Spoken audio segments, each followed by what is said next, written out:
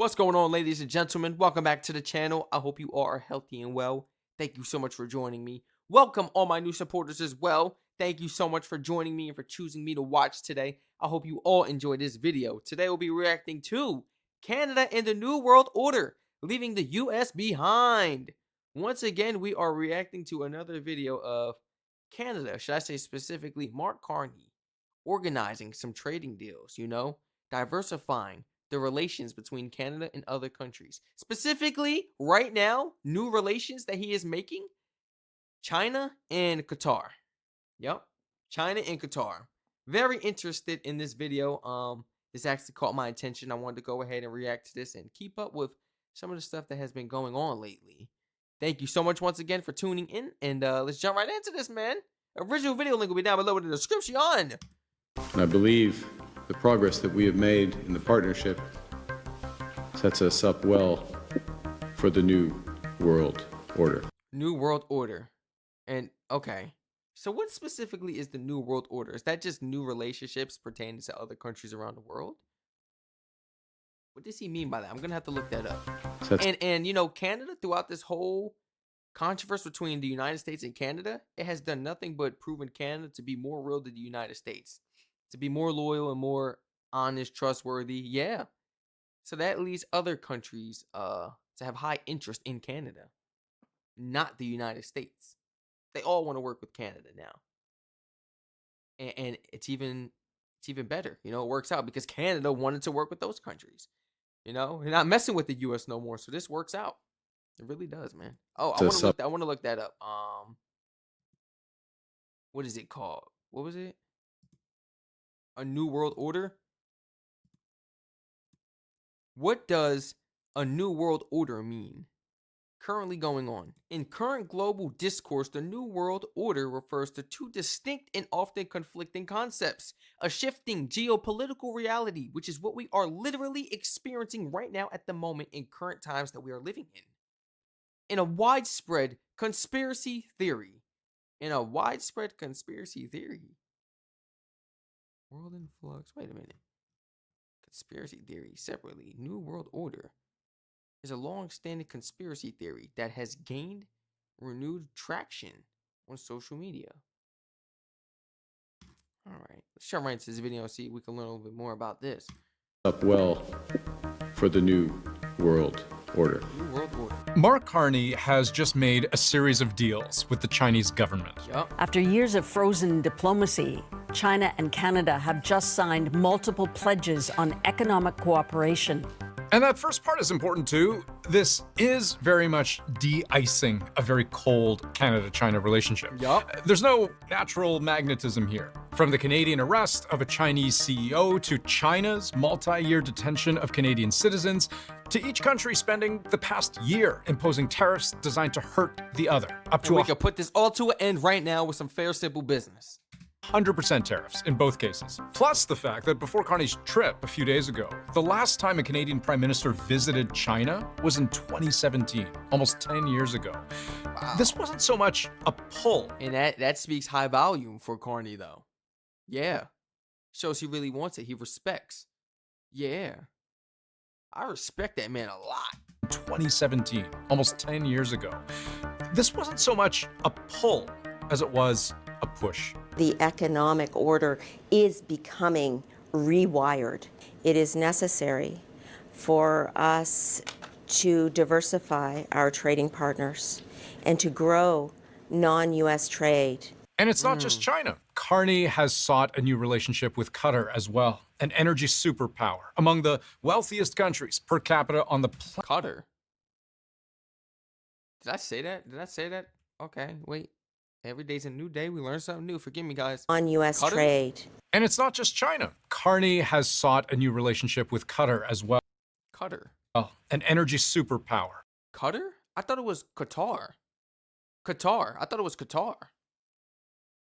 Among the wealthiest countries per capita on the planet. Because, why? The multilateral system that has been developing these is being eroded, to use a polite term, undercut, use another term. So the question is, what gets built in that place? No. Oh, man. From even before Trump's first day in office, 1 year ago to the day that this video goes out, Donald Trump openly talked about Canada as a country to be controlled. Canada should be a 51st state.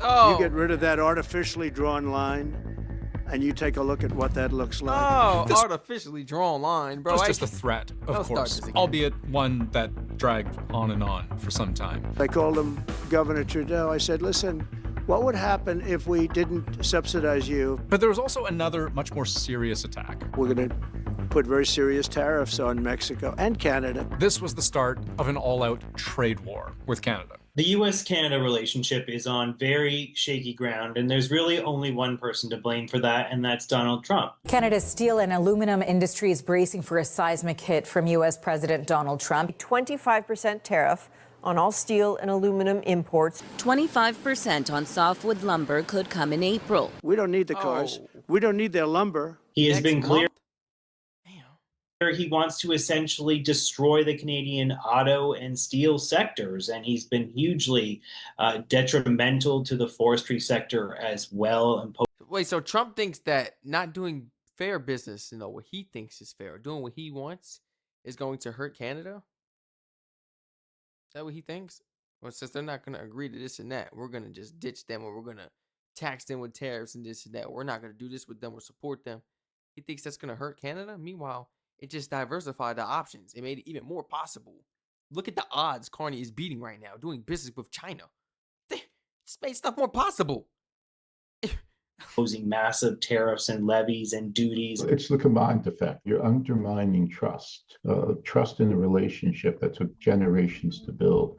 And one part of what may have undermined the trust between Canada and the US was that, unlike in many past disputes between the two countries, the rationale for tariffs didn't actually always make sense. We're thinking in terms of 25% on Mexico and Canada because they're allowing vast numbers of people. Canada's a very bad abuser also. Vast numbers of people to come in and fentanyl to come in. Less than 1% of the illegal migrants, less than 1% of the fentanyl that comes into the United States comes from Canada, so we're not a problem. And there is just such a small amount of fentanyl going from Canada into the U.S. If you look at the latest data from U.S. Customs and Border Protection, 3 pounds went from Canada to the U.S. and was seized by border officials in the last 3 months. That is smaller than even the smallest bag. 3 pounds?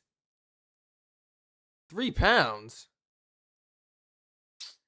Bag of potatoes you could find at the grocery store. Are you serious right now? We just looking for reasons to annex a country. Oh, they're not even working in a favor. It's like we're doing it to ourselves. Subsequent actions that they've taken have had absolutely nothing to do with fentanyl. They used fentanyl to declare an emergency, to gain powers to be able to impose tariffs, and then they completely, it seems, dropped the fentanyl issue. Still, there Canada has to be a would reason to play start the it. game. That It was the appointed a fentanyl czar, announced more than $1 billion in investments in deploying new Black Hawk helicopters and surveillance drones. But this only appeared to delay, not stop, Trump's tariffs. Just hours before Donald Trump's 25% tariffs on Canadian goods were supposed to kick in, the U.S. president suddenly put them off. The tariffs he's long threatened and sometimes delayed came in with what's feared will be devastating effect. Negotiations around Canada's military spending and its contributions to the NATO military alliance would also be the source of a lot of friction, because it wasn't just a disagreement about spending. They have a very small military. They rely on our military. We basically protect Canada. It was also an explicit threat. One of the presidents of a big country stood up and said, well, sir, if we don't pay and we're attacked by Russia, will you protect us? No, I would not protect you. In fact, I would encourage them to do whatever the hell they want. And Trump's demand to purchase Greenland. And we're attacked to protect Canada. It was also an explicit threat. One of the presidents of a big country stood up and said, well, sir, if we don't pay and we're attacked by Russia, will you protect us? Well, wait. I mean, but what are you trying to say by, like, if we don't pay?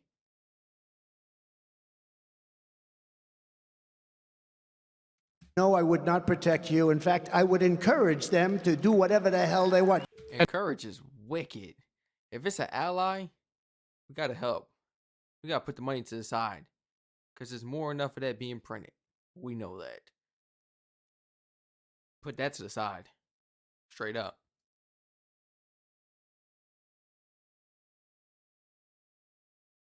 Trump's demand to purchase Greenland to force its sale by Denmark, a fellow NATO country, by way of quote-unquote blackmail. A series of escalating tariffs on several European countries until Denmark agrees to sell to the US these 2 million square kilometers of its own territory. Canada has a very clear position on that too. It's a serious situation, and we're concerned. We're concerned about this escalation, to be absolutely clear. Where all of these issues are headed, who knows? But that's the problem from the point of view of Mark Carney's government, as in, who knows what the hell the position of the United States is going to be on anything going forward. A major one, by the way, being the trade deal Trump himself signed with Canada and Mexico during his first term, but which this coming year he wants to renegotiate. We'll either let it expire or we'll maybe work out another deal with Mexico and Canada. But look, Mexico and Canada have taken advantage of the United States, like just about every other country. CUSMA is absolutely critical to Canadian like trade. Just about every other country. Man, we are the bullies. The United States is the bullies. We take advantage of everyone. We do as little as send over our military support, and we ask for every damn thing from the country. It's over after that. It's like we own you at that point. What?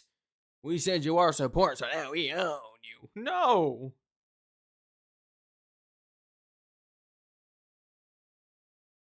It's all twisted, man. You got it all twisted. It's very important for the manufacturing sector in Canada, small and medium-sized enterprise. It's not just steel, it's not just aluminum, it's not just lumber. The Canada-US relationship is fundamentally different now than it was a year ago, and Canada and Canadians have taken a big step back from the United States, and there really is a lot of data to prove that. It's had a corrosive impact. It takes generations to build trust. It takes moments to destroy trust. It's going to take generations, I think, to build it back. Wow. Wow, man. Everything is all right? Everything is excellent. Mr. President, together we can build on the best of what this relationship has been in the past to create a new one, adapted to new global realities.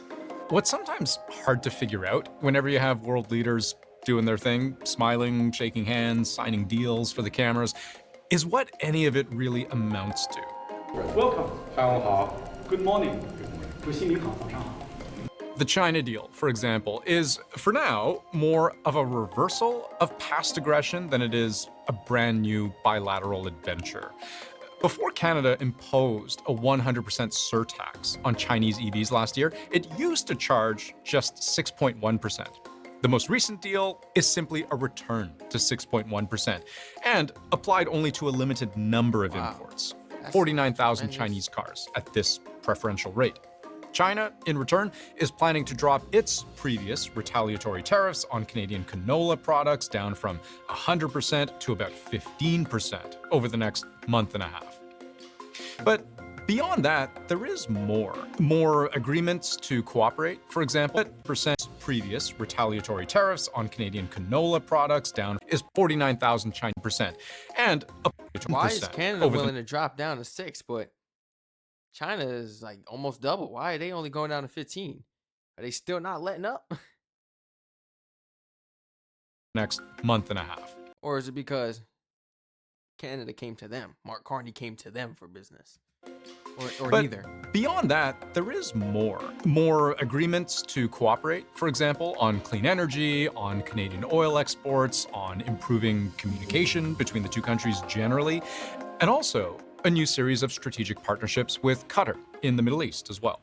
This is the first ever visit by a sitting Canadian Prime Minister to Qatar. We've chosen to create greater stability, security, and prosperity together. You're going to hear those words and words like it a lot from Mark Carney. in the shared pursuit of peace, stability, and security. Yep, We've often longevity. worked together to pursue peace, security, and stability in the world.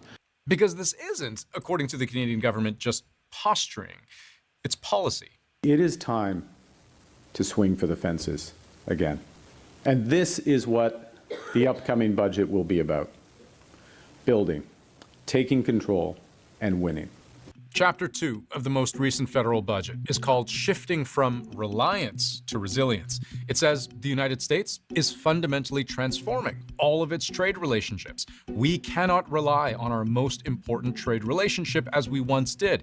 There's talk of transforming our economy by tapping into diverse international trade partners, and then, over and over again, $75 million over 5 years towards finding new markets. $500 million over 3 years for market and product diversification. $5 billion over 6 years to secure new markets.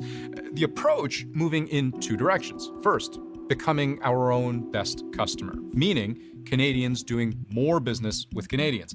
And second, growing Canada's trade with the world, doubling non-US exports over a decade, generating $300 billion more in trade. Wow. Now, I'm not just taking all this at face value and supposing it will work. I'm just saying they're trying. The strategy is creating optionality. Not all companies are or should leave the US, but for those that need to, we need to strengthen the ability of those companies to look at other markets, to build supply chains with like-minded partners. And at the same time, me as an owner or a founder, I would feel forced, you know? But I would definitely do it on my own. I don't need to feel forced, but you should feel forced because it's like, wait a minute. Now, if we're working with the US right now and we haven't diversified our business, but everybody else has, what does that show about us? That shows that we are siding with the US and we are all for this movement and everything and what's going on. Huh? No, our business is bigger than that. Like I said, you don't involve your own opinions. I don't care what you think. We talk about business. We talk about business. Don't you involve your opinion in that business, you know? Therefore, you expand, you diversify your relationships and become more broad out to countries, you know? Be more open. Go on business meetings, you know? Go on business meetings. Build new relationships with other markets, should I say. Brand organizers, other countries, stuff like that. And it shows that you are not for the movement, but you are partaking in the movement that everybody else is doing, getting away from the United States, you know? You guys know what I mean? This goes for countries, this goes for businesses. Like, when times come down like this, it really shows, like, and if nobody is diversifying their relationships with other, you know, businesses or countries and stuff, but just sticking solely with the United States, silence speaks louder than actions, you know? So if you're not out here doing this and that, trying to gain and build new, people are going to look at you like, something ain't right. Because when you really do the backstory and the research, people look up the company. What do they believe in and what do they in for? That they have to give you that information. And you're going to be like, oh, we're not supporting them no more. It's over. It's wraps. You know how many businesses I stopped supporting? You know how many businesses I've stopped supporting over the years because they believed in different things or this or that or followed this or that? Not just this, you know, case scenario we're going through. Previous years. And you got to stand on it. So it does mean something and it matters. Straight up. And I hope that's what more businesses continue to do, or else let's see how long their business really lasts. You know? At other markets, to build supply chains with like-minded partners. You know? So here's the problem. For the version of Canada that thinks it can diversify away from the United States, it can. But all of this is just laying the very first bricks of a very long road. You can't just flick a switch and start selling your goods and services to the rest of the world. You're looking at 5 years, in some cases 10 years. Because the thing to remember is when Canada does business on the world stage, selling the stuff that it makes, one country clearly matters more than every other, and it's not even close. That's the United States, who bought about 77% of what Canada exported in 2024, and the next most important buyer is nowhere near as important. China, the UK, Japan, Mexico, South Korea, not meaningless, but so it just doesn't add up to the 77. So therefore, if you continue to find new partners and stuff, it still wouldn't work out. It still wouldn't weigh up to what your economy was making before, basically. But maybe it can still get the job done if we continue to grow. Then maybe these countries will continue to push more and more money. Pulling out of relations with the U.S. but pushing more towards Canada, maybe. So maybe those numbers can go up over the time. They definitely will. Definitely. certainly not American either. Roughly 75, 80% of our trade is with the US. And that's not a coincidence. It's economics. The larger two economies are, and the closer they are geographically, the more they trade with each other. It's a bit like physics. The shorter the distance, the lower the transaction costs, the more you can trade. And for Canada, that is a crushing structural reality. They will always be together. They will always have this connection because of geography and culture. The United States is so fundamentally important to Canada and our future, and that will likely never change. That's just the cold, hard truth. And this is a relationship steeped in hundreds of years of history, where the infrastructure for moving everything important, roads, rails, pipes, cables, the entire Canadian economy is based around the immutable fact that Canada and the US are neighbors. So the reality check here is that steering Canada's economy away from the US, it's like carefully untangling two trees that have knotted together over centuries. But on the other hand, that work, as painstaking as it may be, appears to be underway. And if Canada feels its money is better spent with China than with the US, then the US isn't just pushing away a key ally. It's pushing that ally into the hands of its greatest rival.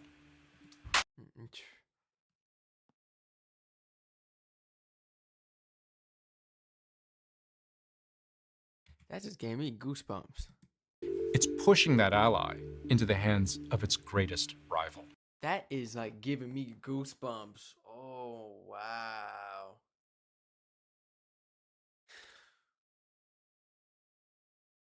And you know what?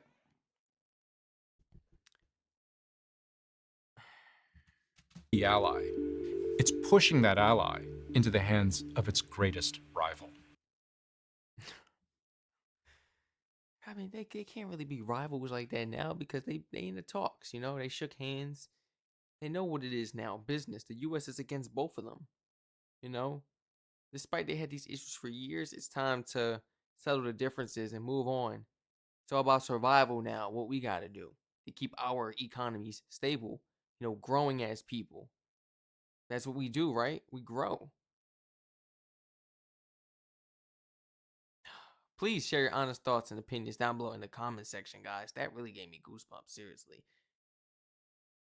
Please, whatever you feel, share it in the comment section down below. Feel free to like, comment, subscribe, turn on post notifications on.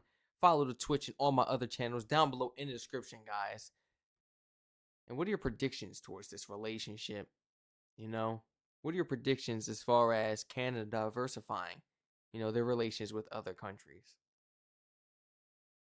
And what's going to happen as soon as, what's going to happen as far as all these countries pulling away from the United States someday? 100%. Although it's not possible, though. You can't fully pull away 100%. But if they do so at and we're already about 80% plus. So who knows? Who knows if it's possible? What does that mean for the U.S.? Are we left in the dark, literally to fend for ourselves? Does that mean the people of the economy are going to have to fight to keep this world, our world, running? Or, what does that mean? Or does that mean we will step out of our shell and start creating deals? Should I say creating business deals with other countries that we never really thought of before? He has thought of before. Let's say Russia.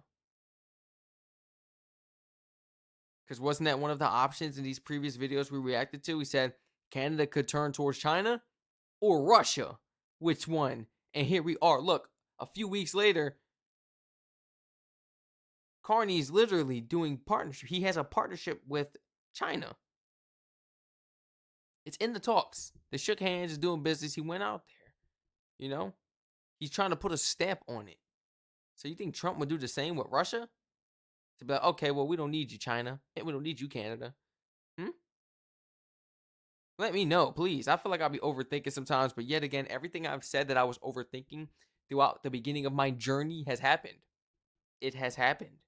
And if you watch my videos from day one and you just keep on watching them, you'll realize, oh my gosh, he's been calling it this whole time. Look, oh my gosh. Yeah.